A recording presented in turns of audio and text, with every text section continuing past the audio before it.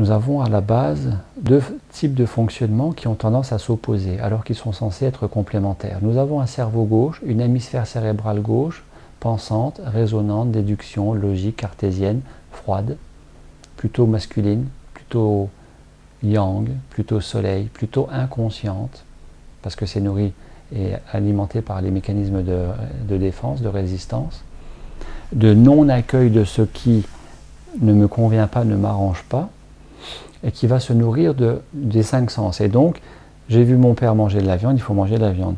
J'ai vu ma mère me donner toujours à manger, donc il faut que je mange, parce que si je ne mange pas, je vais mourir. C'est pas, tout le monde mange, donc il faut que je mange.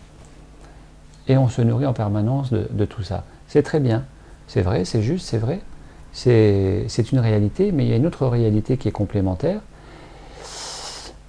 C'est le cerveau droit, qui est plus le cerveau de la conscience, de l'intuition, de l'instant présent, alors que le cerveau gauche, c'est passé, futur. Et le cerveau droit va se nourrir de la conscience, qui n'a pas besoin de support matériel, et qu'on appelle la nourriture pranique, qui est contenue dans tout le vivant. Pour le cerveau gauche, il faut manger un avocat, solide. Pour le cerveau droit, on peut se nourrir de l'énergie qui est dans l'avocat, sans manger l'avocat. Et en réalité, nous sommes en train de parler du mythe du paradis perdu. Le mythe du paradis perdu, c'est Adam qui a croqué la pomme. Il y a de l'énergie dans la pomme. On peut se nourrir de la pomme sans la manger, par les mains, par la couleur, la vue, par l'odeur, par la connexion à distance. Et là, ça circule, je capte l'énergie, sans avoir à manger le solide, la matière qui véhicule l'énergie. Si je mange cette matière, la conscience se referme.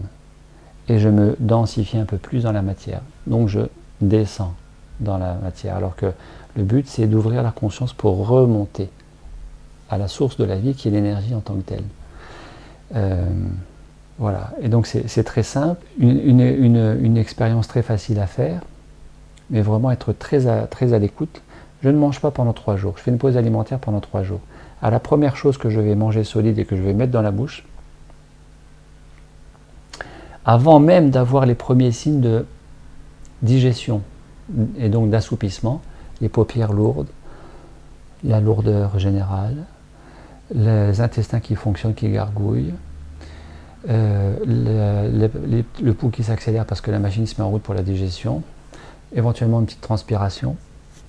Avant même d'avoir les premiers signes de digestion et d'assoupissement, je l'ai ressenti souvent, ici, le chapeau de la conscience se referme. C'est la marmite qui se referme. Eh bien, en médecine énergétique, en santé énergétique, nous avons anatomiquement des plexus constitués de croisements de méridiens avec un plexus très important qui est le plexus coronal. Et dans certaines approches, par exemple les praticiens en énergétique, ils parlent du canal. Pour soigner en énergétique, on va se canaliser sur la fréquence vibratoire de la planète pour se mettre en mode alpha, pour avoir le plus de rayonnement au niveau de la main et soigner. Pour les mystiques, on va parler de l'antakarana, c'est du sanskrit, l'antakarana en Inde, qui nous relie au tout et qui nous nourrit par le tout. Et on va parler chez les médiums d'ouvrir le canal pour avoir les informations. Eh bien, quand je mange, ce canal, il a tendance à se fermer. Ce n'est pas un hasard, c'est toutes les religions ont préconisé le jeûne. Parce que les religions qui sont dans une dynamique mystique, en y associant le jeûne, nous permet de nous reconnecter à ces plans de conscience supérieurs.